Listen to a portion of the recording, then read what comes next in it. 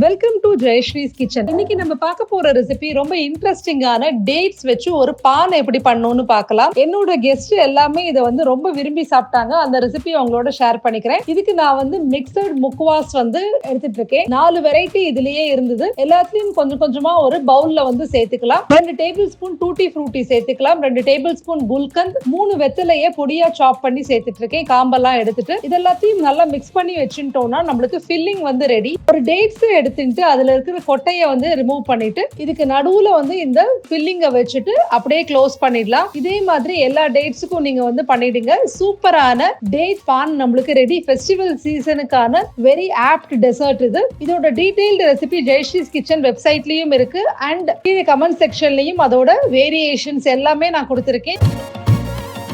Thank you so much for watching this video.